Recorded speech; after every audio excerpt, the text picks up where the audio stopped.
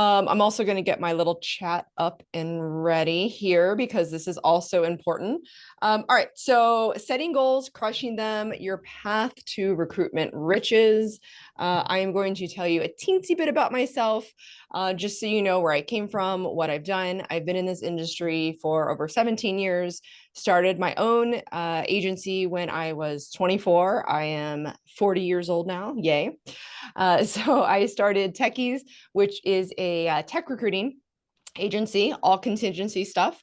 I ended up selling via a acquisition. So they bought my team because I trained really well. So that was something I felt like that was my genius. I felt like recruiting doesn't train very well. And so that was something that I really focused on. And I developed something from scratch, and it's growing every single day, I feel. And so after that, I developed Talent Perch, which was essentially the same exact thing, just a different business model, which was RPO.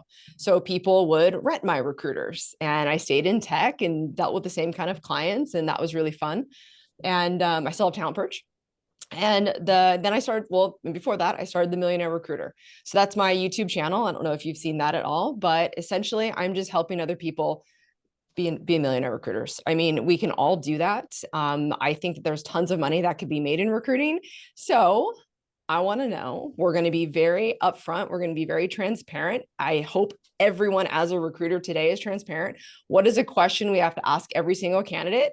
How much money do you make? How much do you want to make? Right? So I want to know.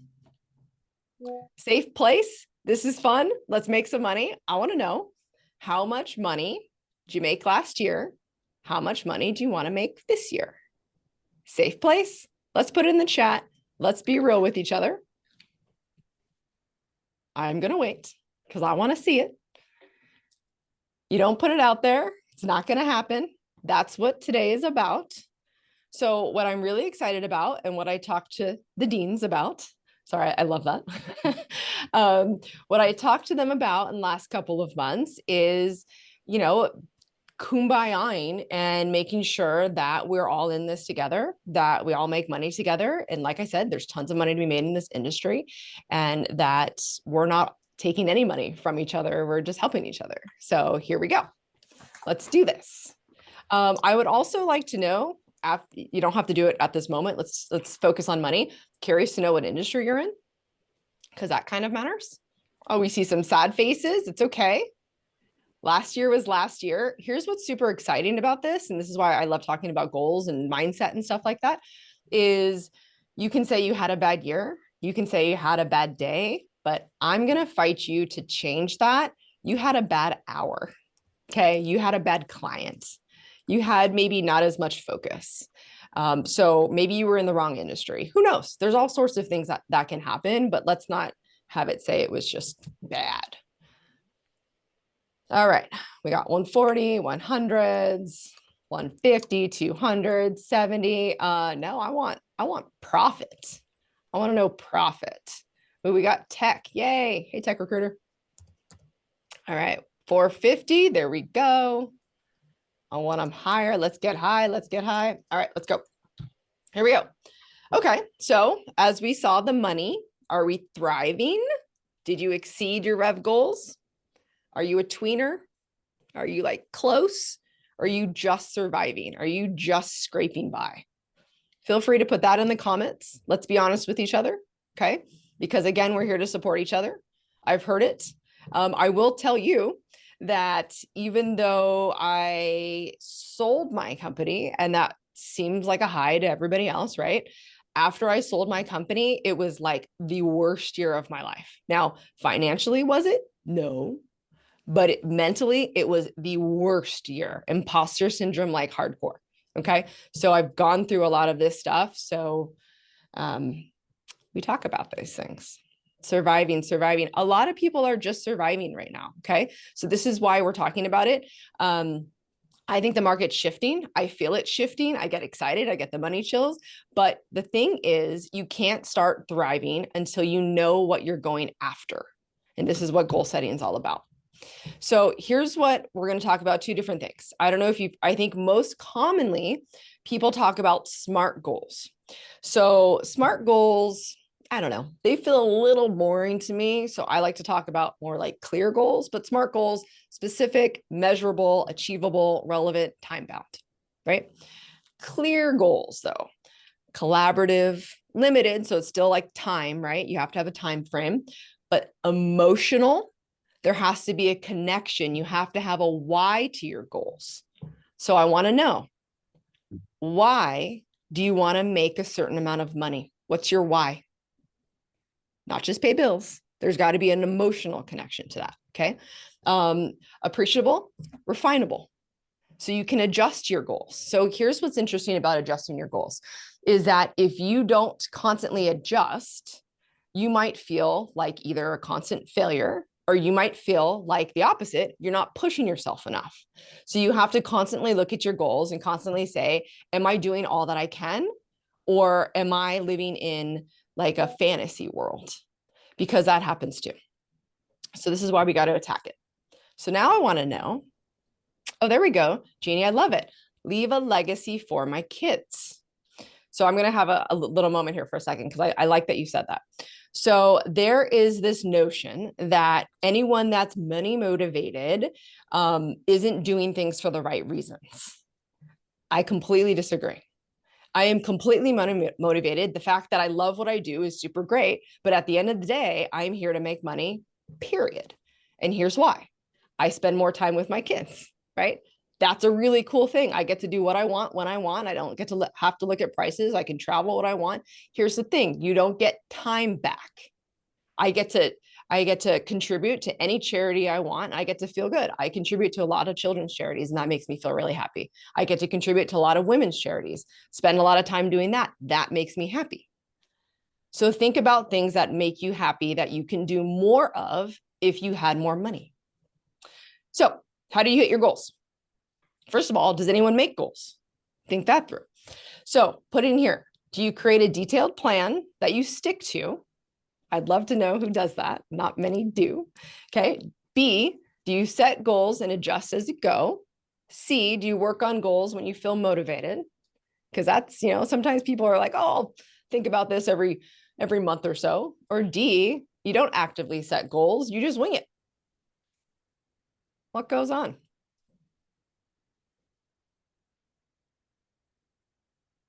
We got some B's. Okay. Just as you go. All of the above. Okay. I like that. I think that's a fair answer. I agree. I think it is hard. It is hard to completely set a plan and go by it, right?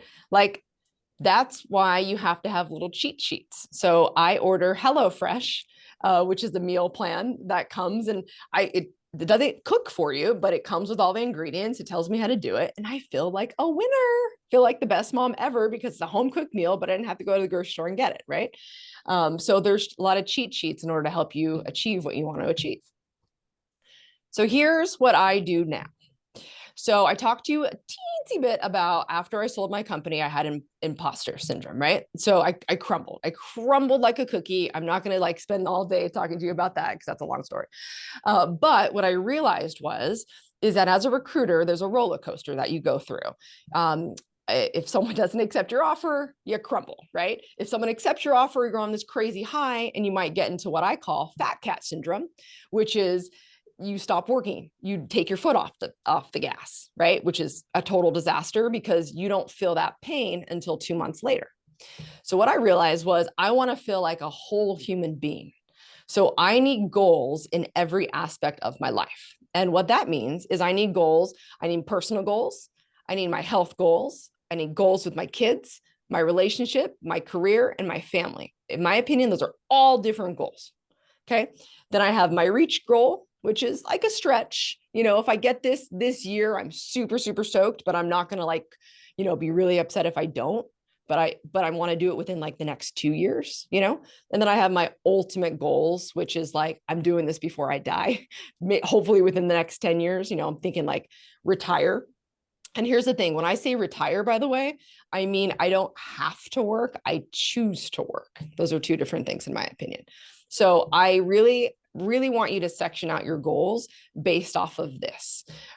Because then when, let's say personal life sucks, you can look at you can write down and look to see if your work life is great and you still feel like a great human being, like you accomplished something.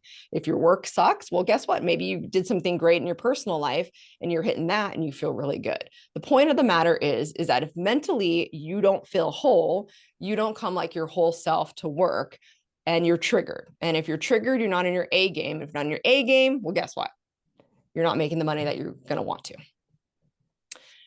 So I am a very avid worker outer because as you might see, I run really hot. So I go to Orange Theory. This is on the Orange Theory wall. So every morning at 5:15 in the morning, I see this. Goals are dreams with deadlines. I love this quote. I have it written everywhere because it reminds me goals are dreams with deadlines. You do not make a goal and hope that it just comes true one day. Now we'll talk about, manifestation and affirmations and stuff. That's a little bit different. But goals are meant to be hit, not meant to be daydreamed about. Okay. You have to have a deadline for them. So for example, when you go back to the money you want to hit 150. Well, guess when that deadline is? That deadline is December 31st. You need to make sure that that is hit. But the thing is, you need to make sure that you're on target to hit that. So then when December comes, you're not trying to scramble to hit 50 more K because that's a whole other subject, right? All right. So step one, you have to reflect. What are these goals for the year? Now, here's the thing. You don't have to say for the year. You could technically say for the next 3 months. You could have your long goal and say, I want 150, but in order to get to 150, I need to do this for the next 3 months. Those are called micro goals. You need micro goals to get to your mega goals, right? So you're going to focus on the revenue, the placements, your sourcing strategies, your client relationships, everything you need. You have to work backwards. So for me, for example, I know that my average placement is 37,000. So I know that if I want to make 500,000, I'm going to work backwards, divide that by 37, and I know how many placements I need to make a year. Then I also know that I need, based off of my stats, which I hope as a recruiter, you're keeping your stats. I know that for every 20 interviews, I have an offer accepted. Okay. These are just stats that I've had for the last 17 years that somehow still run true. I don't know how, but they do, but I keep my numbers. Okay. So that's how I work backwards. And then I also know that I average about 3 to 6 resumes sent per job rec that somehow again work out to the amount of placements that I need to hit what I need to hit. I also know my response rates, of course, and then I know my biz dev outreach response rates. They're a little rougher now, so I know that I have to, there's a couple things I need to do, but at the bottom line, numbers are numbers. So I most likely need to up my numbers. I need to up my outreach because now, I know this isn't exactly what this webinar is about, but outreach now is up to 9 touches. If you're not hitting 9 touches, your response rate's probably really, really bad. Okay. It used to be 7 to 13. Now it's 9 to 15. So remember, touch. It email, text, it's connections, it's persistence. Then 2, again, I kind of just went over this, but it's the breakdown. It's either the smart or the clear strategies. And so it's, if I close 3 placements per month by focusing on high demand roles. So niching down obviously is one of those ways to do that. That's the easiest way to do it, in my opinion. So if you're working on the same role in the same location, in the same industry, every single candidate you talk to, you can send to all of those roles, right? Work backwards. Number 3 is prioritizing. What's urgent? What's the most impactful? Something that I worked on last year. And again, remember, we're always a work in progress. It doesn't matter how much money you've made in your life, how successful you've ever been. We're always a work in progress. So last year, I had a Post-it on my monitor that said, brutal focus. Okay. I have like shiny penny syndrome. I think all recruiters do. I think ADHD is the best thing for every recruiter here. I don't know. But I had to have brutal focus. I love to do so many things in recruiting. I like to coach. I like to source. I like so many things, but I needed brutal focus. And I needed to know exactly where I wanted each of my revenue to come from down to the percentage. Okay. So I had that written down, and every day I was like, where am I spending my time? Okay. And then I had to think about what actually matters. So then here's something that's interesting, and think about for you. I like to help people. I like to coach, as I'm here today, right? And so I realized I was doing a lot of charity work. So someone would reach out and ask me questions, and I realized that I was spending a lot of my day actually coaching for free. Now, I'm not saying that that's a bad thing. However, I was realizing I was doing it too much. So, but then I realized if I don't do it at all, I'm not feeling as happy. And if I'm not as happy, I'm again not that excited. So I realized that I cut it down to I will do 3, what I call charity phone calls or emails a week. And I still feel very happy, but I'm getting my brutal focus on because I still have to take care of myself. Remember, you put on your mask, you're on an airplane, you put on your mask first because that's how it goes. You have to take care of yourself. Then step 4 is defining your why, which is what we talked about, your commissions. What do you want to build? Why does this matter? So break it down. So again, thinking about someone put 150. Why does that 150 matter? I would break it down to where is this 150 going? Is this 150 just paying my bills? Is this 150 paying my bills plus vacation, plus saving, plus putting it down for kids, parents, or, whatever the heck, retirement? Does it include all of that? Or is your 150 just surviving? So remember, we want to get to the thriving portion. So how are we going to push yourself to do that is really, really, really important. Okay. And then number 5, and I put it the largest, is commit. You have to commit. You cannot achieve your goals without the discipline to do that. So there was a point in time where, I didn't technically have to work as hard. So I started thinking to myself, oh my God, do I have bad work ethic? Like, and I've never in my life had bad work ethic, right? That's what got me to where I have gone, is because I put my head down and I get to work. But what I realized was my discipline was becoming very poor. So I was like, okay, I got to write it down. And what I did was, and take this if you want, but it really, really, really kicked it in the ass for me. For 40 days, I did this. And you might think it's tedious, but I swear to God, it worked. In the morning, so what I wanted, I wrote it down in my journal 3 times in the morning, 6 times in the afternoon, and 9 times at night. It doesn't take that long. It takes me like 5 minutes, right? But I did it every single day for 40 days. But here's what was super interesting. Within a week, I realized what I was writing down wasn't what I actually wanted. So through that journey, I also realized what I really wanted. And then all of a sudden, what started happening, I became more and more disciplined, more hungry. My desire became stronger. My why became clearer. It was very, very, very exciting. And I actually, what I achieved was more than I even sought after. So that's my challenge to you. All right.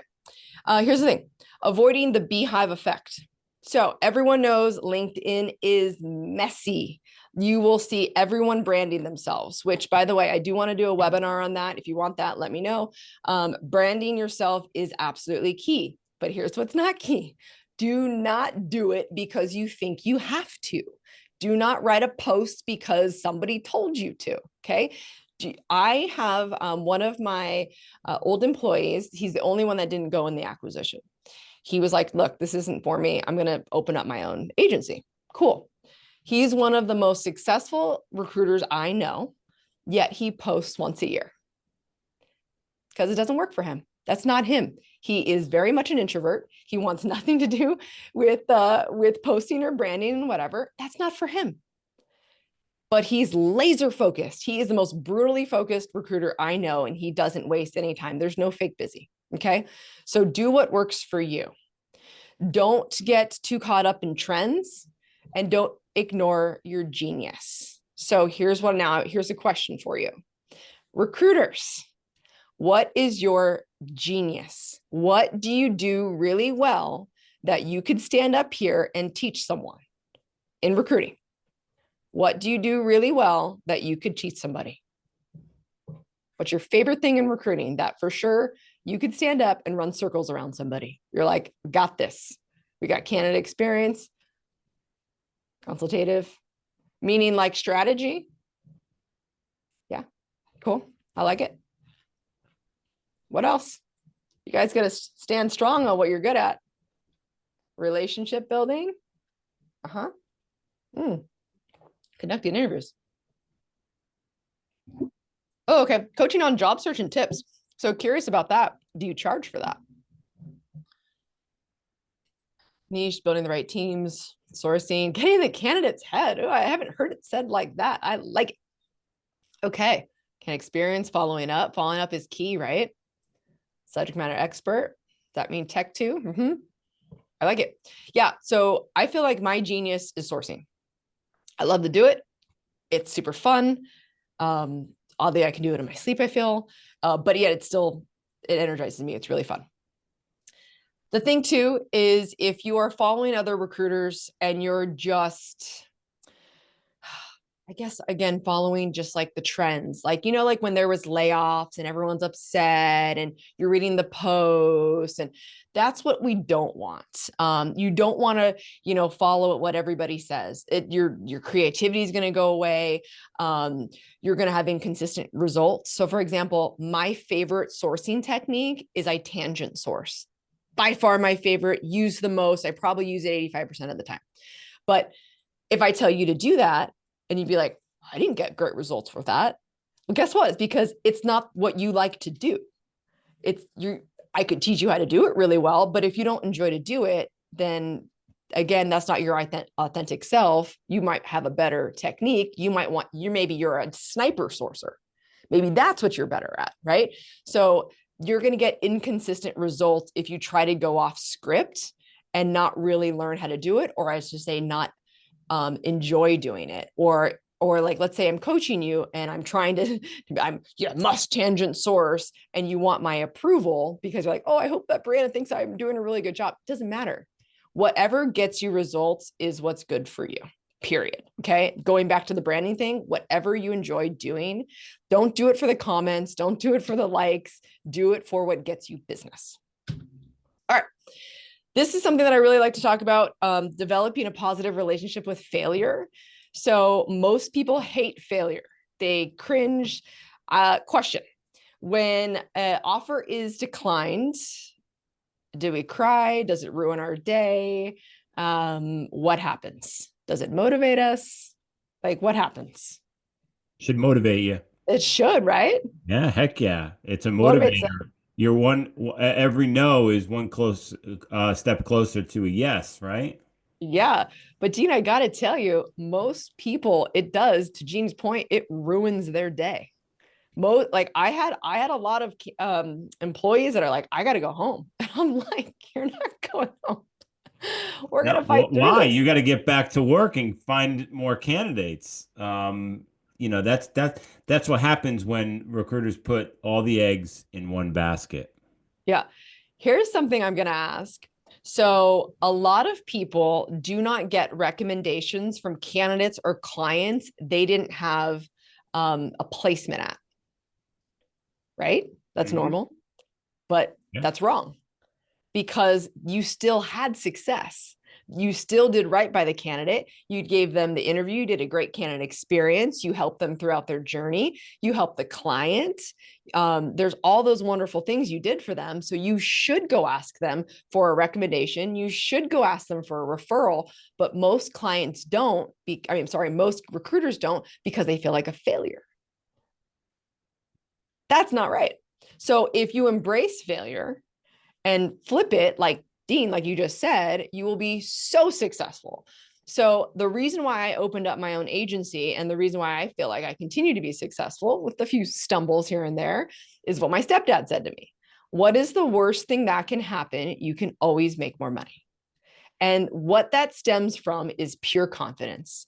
It's like walking high, look yourself in the eye and be like, you got this, right? It's all what you believe in at the end of the day. If you Mhm. believe you can be successful, if you paint the picture of success, you will become that picture. If you paint the picture of failure every day, then you will fail. First, you have to paint the picture. You have to see yourself in the big house. You have to see yourself in a nice car. You have to see yourself going on vacation, whatever is important to you, to have that dream and goal, and then you have to just work real hard and be laser focused, like Brianna said, to achieve those goals. I love that. Actually, I almost want to skip to what you just said, but I'm going to do this really quick. Visualization. I have a whole thing. There is neuroscience behind that. So I love that. We'll get to it. Something I know because of the whole cluster, we're running a little bit out of time, but I want to get to this one. We can go It, over if you want. we go. Yeah, we can go over if you want, Okay. and then people could just log out if they have something else going on. That's fine. Okay. So, something that I think has been the most beneficial for myself and everyone that I have worked with is getting comfortable being uncomfortable. Post-its everywhere, say it all the time. Okay. If you are not pushing yourself to be 1% better every single day, you're doing something wrong. Okay. We got to think back to change is hard. And if your day didn't feel hard, you didn't push yourself. So that is actually something. So I started my agency with a business partner. And I didn't want employees. I wanted nothing to do with it. I was making really good money, just him and I felt nothing was wrong. Okay. I was coasting, feeling good. Like, why do I need employees? Right. And he was like, we're not pushing ourselves. We're not uncomfortable. Like, no. He really put his foot down. And I got to tell you, that was a big moment in my life that worked for me. And so the point is, do something new every day, have a difficult conversation. But here's the thing, people look at difficult conversations as a confrontation. It doesn't have to be a confrontation, it's a conversation. It's the way your tone is. Excuse me. Whoa. It's the way your tone is. Hold on, I gotta take a sip of water. With that, while you drink the water, comfort comes from discomfort over and over and over again, and therefore morphs into comfort. So, in other words, do Yes. the uncomfortable many times, and you'll find that it becomes comfortable. And Yes. just think about your life and things that you've done that have been uncomfortable that you might do today in your everyday routine that feel very comfortable. So, that's how life works, not just in business, but I think in your personal and professional career. Yeah, 100%. I mean, think about the first time you made a cold call. Yeah, or started recruiting, started Yeah. anything, started a new job. Actually, not to go on a tangent, but when you prep your prep your candidates for the offer and starting a new job, you're going to talk about that discomfort. Anyway, Hmm. go ahead. Yeah, when you pitch anything new, even like getting on what's exciting is still to this day, I get a little like nerve excitedness when I hop on the phone with a new client. And what's interesting is that nervous and excited are the closest feelings to each other. So if you just like flip the script there and like instead of being nervous, you tell yourself you're excited, like how cool is that? I learned that actually when I did my first speaking event. I was like watching TED Talks. I'm like, how do I speak in front of people? This is so nerve wracking. Yeah, again, neuroscience, right? So, all right, yeah, taking risks, pushing yourself physically, whatever it is, get comfortable being uncomfortable. It's time to rock and roll, right? Right. All right. You want to feel that every day. That's when you're knowing you're pushing yourself. That's when you can sleep well at night, Absolutely. right? Yeah. Which goes to having a growth mindset. You're learning from mistakes. I can't help because, I have a 7 and 11-year-old and, it's like constantly I'm having to like embrace their mistakes, like pushing them to be like, oh, let's make mistakes. Like, let's jump in the mud. Like, let's fall. Like, let's do all these fun things, and they're so like at school, they're not really pushed to do that. They're pushed like I hate the word perfect. That drives me nuts. I won't even tell my client I'm going to find them a perfect candidate because I believe there's no such thing. There's a right fit. So I will be like, I'm not going to find you a perfect candidate. I'm going to find you the right fit. Okay. So like, let's talk this through. The perfect candidate is going to be 3 times the salary you're offering. So let's talk this through. I think perfect sets you up for failure. And so, if you're focusing on the process, on how you're working through your goals, how you can get small, actionable things every single day, emphasizing effort over ability. And most importantly, and this is something that I think is really hard for a lot of people, is being open to feedback, but really being open to feedback. Like, for example, I want to know what you thought today. What could I have done better? Should I slow down talking? Well, I try to slow down talking, but I'm a fast talker. I get excited. Sometimes it's hard for me, but have I heard that feedback a lot? Yes. Have I tried? Yes. I like to be very self-aware. I like to put myself on blast, but I'm not perfect, but I try every single day to at least be better than yesterday. Like that's it, right? That's all I can do. Okay. Here's what Dean was talking about. So I love that you brought this up. And Dean hasn't even seen this. Yay, yay, yay. All right. We're visualizing success. So neuroscience actually reveals that if you visualize your goals, you are rewiring your brain for success. There are lots of studies on this, okay? This is actually helping you notice opportunities and how it aligns with your vision, okay? You're actually seeing things. I've actually studied, this is probably going to sound bizarre, but I've studied luck. I did it for work, for a presentation, because I believe in luck. But luck is where preparation meets opportunity. You make your own luck in this business. Exactly. But By your just eyes, activity. Activity equals luck. If you don't do any activity, you're not going to get lucky because you just haven't thrown yourself out there enough. right? It's the preparation. Absolutely. I've been It's saying that, Brianna, for years. Yeah, exactly. But you have to keep your eyes open. Like Yes. that's the thing. If your eyes are not open, you can't do anything. Look for opportunity at every single call, every single opportunity, because opportunity is always there. It's how you uncover that opportunity, and the things you say to each and every interaction that unlocks that opportunity. Opportunity is all over the place. Mhm. And I have heard this before many times. Recruiting doesn't get the best reputation. You Google recruiters, you're not going to find the best things, right? I've heard a monkey can do our job. Okay. Ouch. They're trying to replace us with AI. Ouch, right? Not happening. No, thank you. Not at least in our lifetime. Because it's human to human interaction. Okay. There's a lot of things. I mean, I'm not going to go down that rabbit hole. Not today. But the point is that if you are visualizing it, we can both have the same exact skills, but I will do 3 times better if my attitude and my eyes are open. My attitude's strong, positive, and my eyes are open.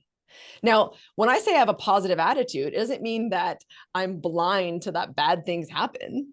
I just choose to look on the brighter side of things. I choose that good things are going to happen today. I choose that this year is going to be amazing. And I choose to work harder than I did last year. Like that's it, right? So you have to have the focus and you have to have a solution oriented mindset. Like what I hate, again, I'm going to just put my kids on blast, but trust me, I've had employees come to me with this. Okay. I hate when they say, I have a problem. No, I need to hear I have a solution. There's an issue, but I have a solution. Okay. So a candidate, hey, candidate doesn't like this offer, but I talked to the candidate and I have a solution. I've got to create a solution The for you. good news is you asked the right questions to get Exactly. to that issue so it can be resolved. So, going from an average producer to above average to great and Brianna covered this earlier, is identifying issues or problems, but not looking at them as issues or problems. It's okay, I identified the candidate is not happy with the offer. Awesome, because the deal's still alive. Now what can I now do to fix this problem? And then there's a Mm-hmm. whole protocol after that, which I won't get into. Yeah, yeah. Their Because conversation. we'll really be here for hours. Yeah. That's a different webinar. We No, need to close that's a that one. different webinar. Yeah. I love that. Exactly. So once you should be excited once you know what the problem is, because then you can solve it. Like, oh, awesome. Here we go. Yes. Like, let's get to it. But what I wanted to put on here too is why visualization is not delusional. Okay. Mental rehearsal. You're like bringing up athletes, right? Recruiters are athletes. We're actually sports agents when you think about it, right? We're not pretending, we're not acting, right? We are literally just seeing it happen, visualizing it going on, like hearing the candidates say yes, practicing it. We're just walking through it. We're seeing ourselves, achieve. Here's what's crazy is yesterday I found a letter when I was 10. And on this, like those questionnaires, like what's your favorite color? What do you like to eat? Blah, blah, blah, blah. It said, what do you want to be when you grow up? I wrote a millionaire. Like that was it. I was 10 years old. Okay. I know no You know one what I mean? wrote, I know no one on this call wrote a recruiter because that No, just no doesn't one wrote a happen. recruiter. It wasn't the point. Again, all I cared about when I was 10 also was money. I You know what I love mean? that Like how answer. like how funny is that, right? Always visualizing something more for yourself. It's like, let's keep going, right? Here's what I really like about what we just talked about. These are 8 things that require literally no talent. These are mindset things: prepared, work ethic, discipline, consistent, be coachable. Okay. That's a big one. There's lots of times people will call me and say, hey, I need help. And I realize I'm not coachable. Sorry, can't help you. Energy, attitude, passion. Do you like what you do? Here's the cool part about being a recruiter. We can do it when we want, with who we want. Clients, candidates, we pick. The cool thing about Source House is they have this platform for you. Come and go as you choose. Work with their clients, work with yours, whatever you want to do, right? It's kind of like a buffet. So it's like, that's what's cool about what we do is we can make as much money or as least amount of money as we want. We choose. So it doesn't require any talent. You show up. You decide how you show up. You decide that you showed up today, which is really cool. So I actually want to know, why'd you show up today? Why'd you show up? You showed up for a I reason. actually told my son this yesterday is But most people don't even show up. He was talking about oh, school and how people don't even put any effort into studying. I said, all you do is have to show up to school and actually just read over the material and you'll do better than most. yeah, exactly. Just show up. Exactly. Yep. You just show up. Yep. Love That's it. half the battle, more than half the battle. Mm-hmm. Yep, absolutely. Here's what I always like to say. If knowledge was the answer, I would be a billionaire and I'd have 6-pack abs. Okay. Knowledge technically isn't the answer, right? It comes in this whole package, comes with all sorts of stuff, what we just talked about: mindset, passion, drive. Okay. I had to put this in. I know I'm getting a little long-winded on this one. Don't think, just do. I feel like I stole that from Nike. But I actually teach, which might sound crazy, every single one of my employees to not think. Might sound crazy. Because people think too much. Curious, wondering, when you first got into this, or as you're going through, do you have to know everything about your client? Do you have to know everything about the job? Do you have to know Nope. everything about the candidate? Do you just pitch and go? You Pitch and don't go. you don't need to know everything. Sometimes No. you know everything and you start disqualifying candidates that you should send over. Any candidates that are gray areas, let the client decide. I've had so many placements on candidates that I said, "Oh my gosh, they're missing this, but they have this. So let the client decide." And you know what? I've made a ton of money in placements as a result. Yep. I have probably made more money off of B to C candidates than I have off of A candidates. Yeah, Okay. it's a proven fact. Don't overanalyze, and there's many different acronyms for doing that. But if the candidate is an 80% match, send it over. Let the client decide on that last 20%. Because if you're looking for, like Brianna said, the perfect candidate, you'll never find them. They don't exist. That's why you want to find just the right candidate for them, and let them decide. They don't expect you to be perfect either. And as a recruiter, I would never even present myself like I'm gonna present you with spot on candidates. I'm gonna present you with good quality individuals that are close to your job description. They're gonna be well vetted, all that kind of stuff. That's what you want. That's what a good recruiter does. And they know where the point is to not submit the candidate either, because you don't want to send over garbage at the same time. And that's where a good recruiter and a great recruiter kind of come together. Yeah, I have a 3 resume rule. I send 3 really good ones and 1 tester. like one, like maybe, because 3 are good, Mhm. 1 maybe. 3 are good, Mhm. 1 maybe, and we'll go from there. Because I don't ruin my reputation by any means, but I always have 1 good reason to send somebody.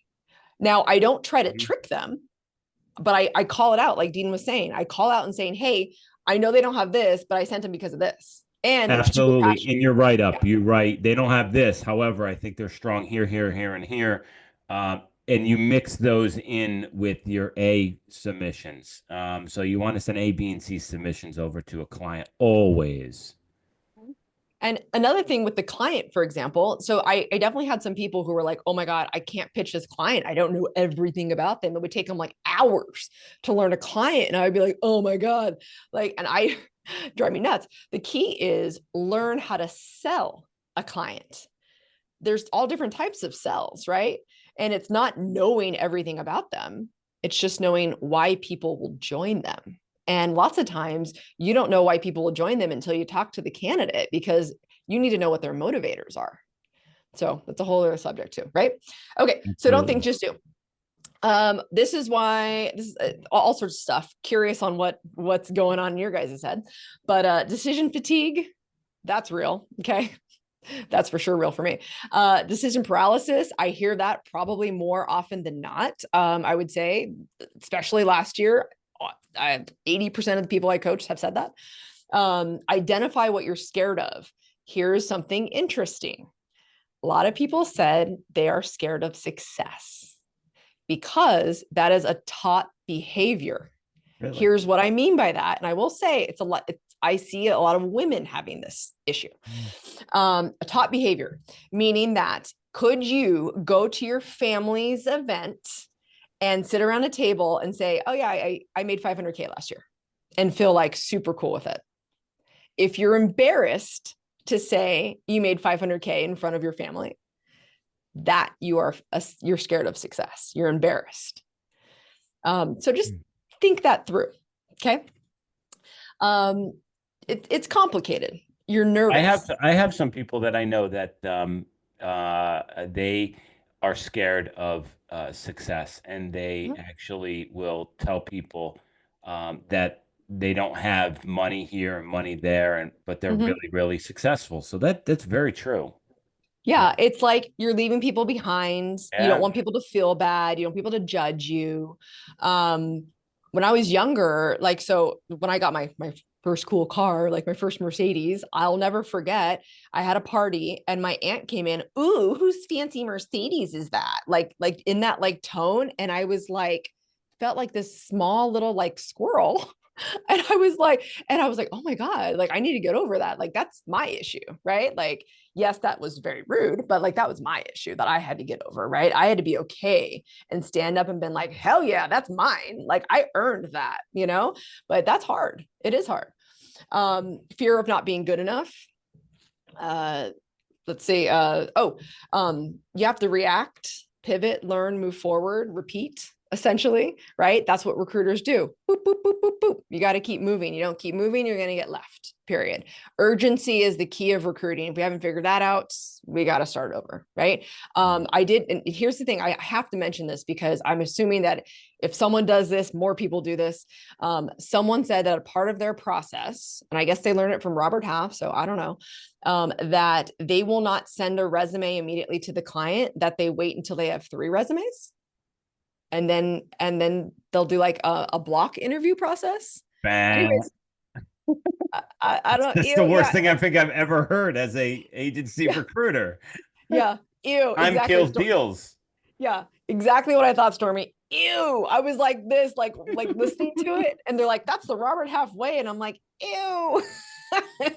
Okay, well, let's not do that. You're gonna lose so much money. So literally my response was like, well, I won't let you know that you give me that client, I'm gonna run circles around you, like that's insane. So, anyways, keep it moving. All right, I know we're getting close to the end here. So thank you for hanging with me.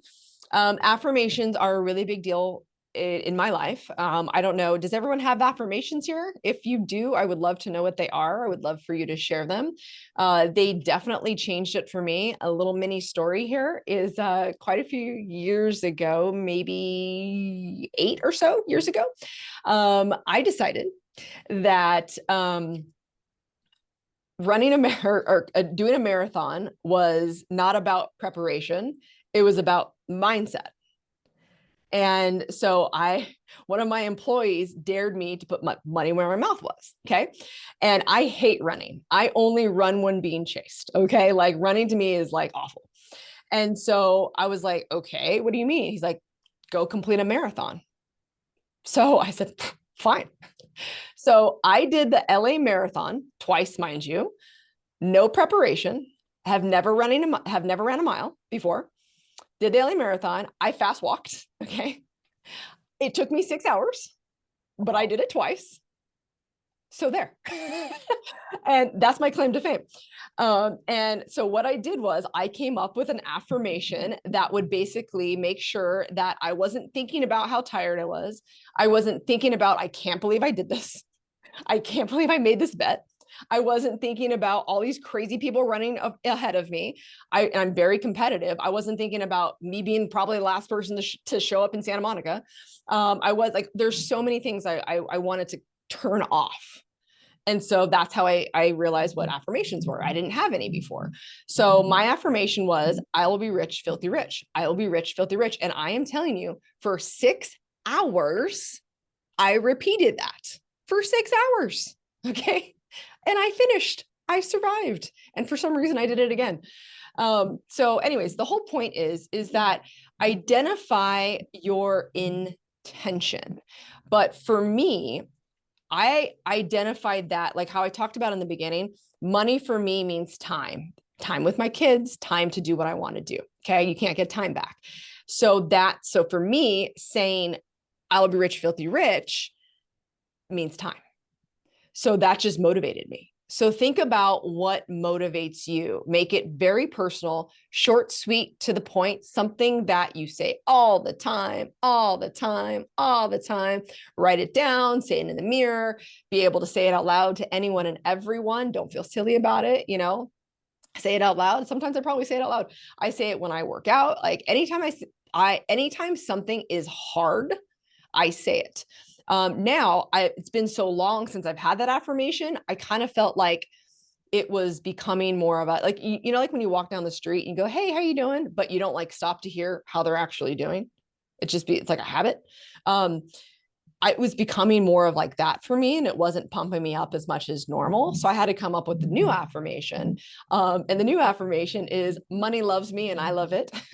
So that's my new one now. Money loves me. Money loves me. So that's my new one, but make it your own. Okay. So I have examples. Take them, love me, to take them, use it, whatever you want here. But I have some I've used, some of my clients use, some of my employees use, whatever. Right.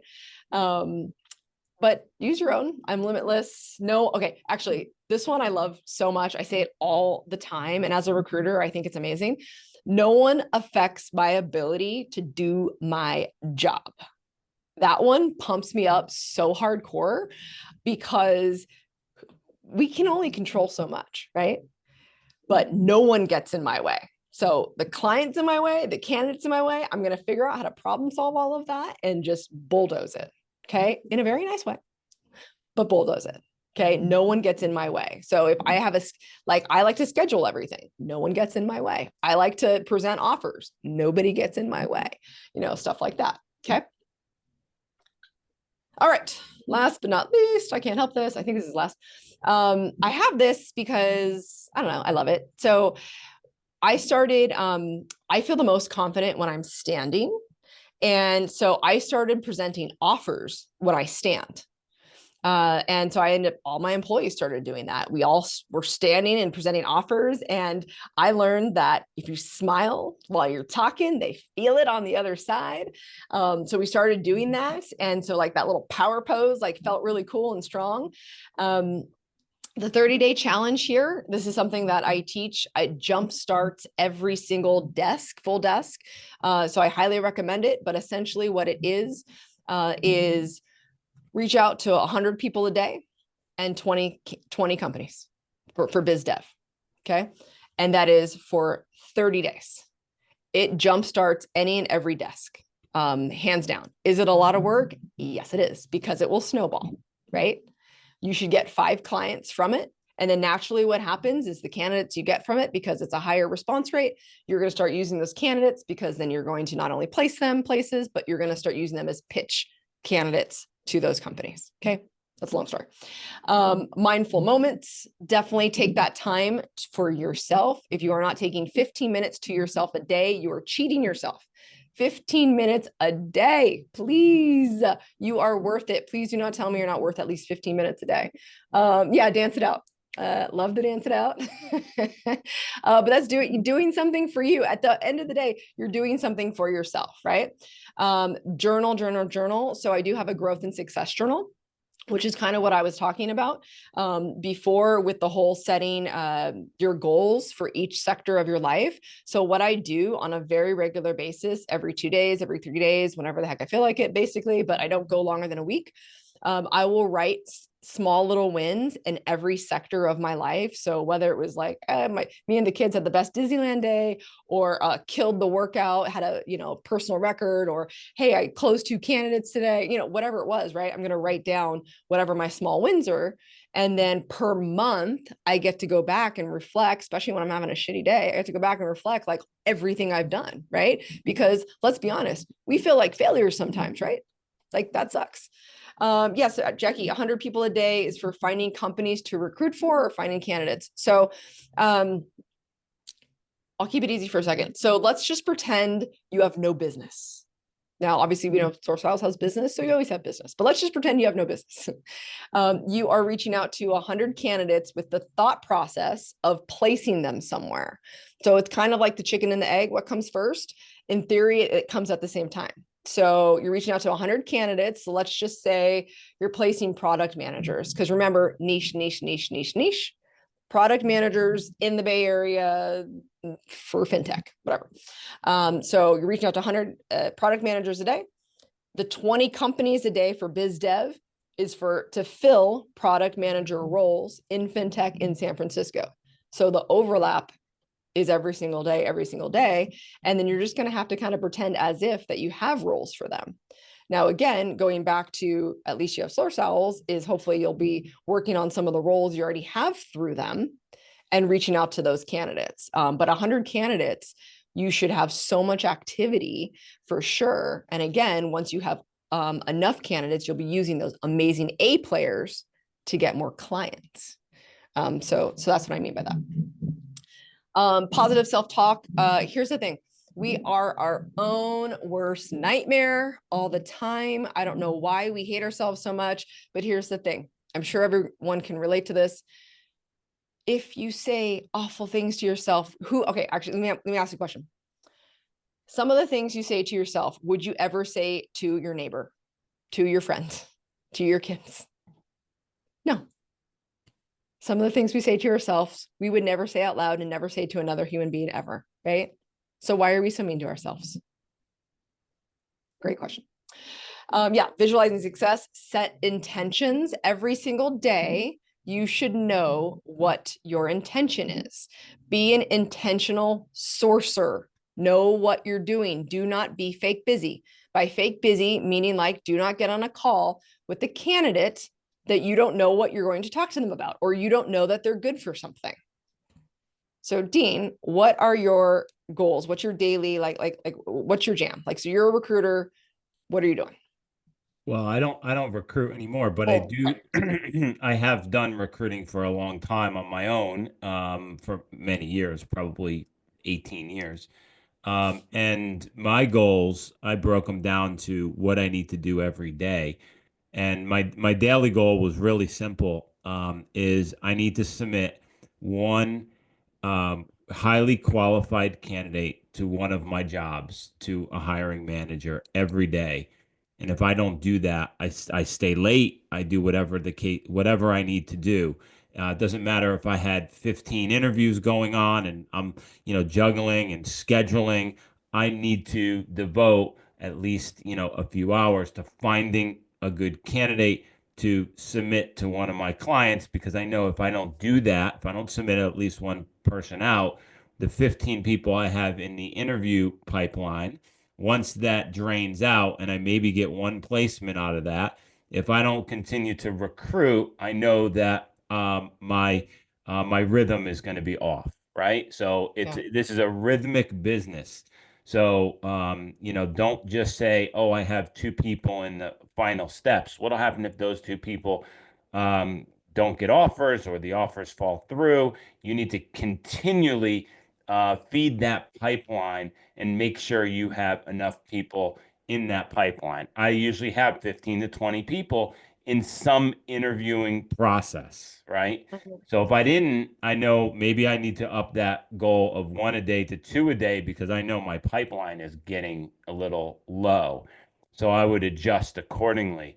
That's how I broke it down to the most simple thing is my activity, right?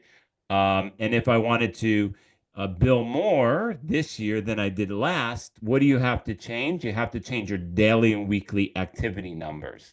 So if you can get those daily activity numbers honed in for where you are at, then you know how to increase those to, again, going back to the luck, to get more lucky, to get more placements, right?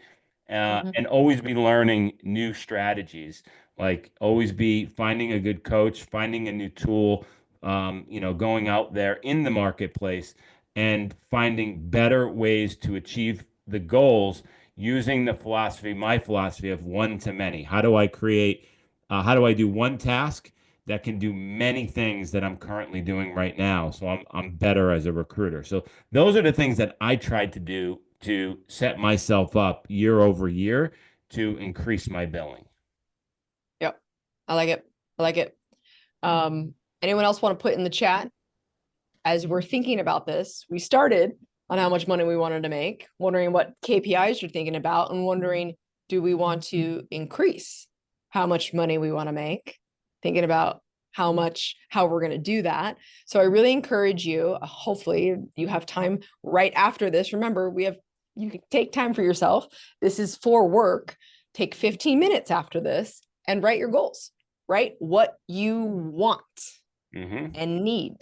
Remember, wants and needs. This is not like a gifts, right? This is your livelihood. This is what gets you up at night. This is the time that you get with your family and stuff, right? This is very, very, very, very achievable. Um, Another thing I listed on here is inspire and teach others. Why I listed that on here and why I did this with my own employees. So I would always have them teach other people. I would cross train people all the time. Okay. And the reason being is because the fastest way to be an expert at something is to teach it. So go learn, go teach it to somebody, and eventually you'll become better and better and better at it. But here's what's cool is that list your strengths, list your genius. And I very much encourage you to do this. List what you're really, really, really, really good at and list what you need help with. Self-awareness is key. What do you do Mm-hmm. well? So Dean was saying that, like, look, you can just increase your numbers if you want more. Here's another thing, though, to think about is, or you get better clients or you get better candidates. So you don't have to work so hard, right? So there is lots of things you can do that doesn't necessarily mean I increasing I numbers, I but agree with that, and I have a philosophy. It's not the job orders you work on; it's the job orders that you don't work on. So, being a good recruiter is understanding where the job orders are that are potentially not going anywhere. So, and there's signs, and you could do certain things. You could test the job, submit over a candidate, see the feedback. Is there a sincere desire to hire from this client? Should I continue to work on this client? Should my time be better off on something else? Those sort of things. You're always constantly evaluating different situations as a recruiter. Yeah. Stormy, I have a question for you. Want 1 million, need 275K. What's that mean? That means that I want to make 1 million this year and need to make 275. You mean you want to bill a million? No, so I want to, no, I bill on average about 14.5 million with just one client the last 5, 6 years. Nice. So So- yeah, there's a lot of margin. Oh, in healthcare, I see. see. I see what you're saying. Okay, you must have 275. And I me get it. I get profit. it. Yeah. Yes. Yes. Got it. I was like, wait, these numbers I'm very confused. Okay, Yeah. perfect. Love Yeah. it. Nice, badass. And I want to make 1 million, right? Yes. Which Got I it. first typed 555 for whatever reason. And then I was like, wait, that's not true. Yeah. I like it. Yeah. So I have that number too. So what I did, and I very much, I think you guys should do this, be real with yourself. So I did, first of all, I hate the B word budget. But I did an Excel spreadsheet and I put all of my bills. Okay. And this is an awful traumatizing crying moment. But I put all of my bills on an Excel spreadsheet. Okay. And then I put all of the fun stuff, right? So I put everything that I paid out last year and how much I spent, right? And how much I need to spend versus how much I like to spend, right? And so I realized, like, I can't make less than 300. Like, that's not even an option for me. Like, I would know. Like you start living this lifestyle where it's like unacceptable, right? So that's what's interesting. So now I know 300K, I'm unhappy, but I'm very happy at like 600, 900, So it's like, okay, well, now I have my like parameters that I know, like I have different happiness levels. So that's why I'm talking about the wants versus the needs, based off of your lifestyle, based off of, I'm technically a single mom, so it's like, you have to think about what works for you and your lifestyle. And again, I don't like to say no to going on vacation, or again, saying no to my kids want these ridiculous parties and stuff like that, so things like that, I don't want to say no to. So all you have to do is make sure, again, the recruiting world is there. It's there. There's tons of money that can be made for it. Okay. You just have to be efficient with it. So I actually didn't learn how to be efficient with my time until I had my first kid. So I was running a business. I was doing well. I thought I was good at what I did. Right. But I couldn't find anyone to watch my new baby on Fridays. Well, I was running a team. I was doing my own payroll. I was coaching and training, doing all this stuff. Right. I'm like, oh my God, how am I supposed to come back and do everything I was doing with one less day? And have a baby and all these things. I was freaking out. It was my best year I've ever had. And I realized it's because I had to. I realized how fake busy I was. I realized like I wasn't focused. And so honestly, all of that stuff just became out of like a necessity, which was the best thing that could have happened, because there was no wasted time. So Yep. There's definitely wasted time happening. Fake busy is real. For sure. For sure.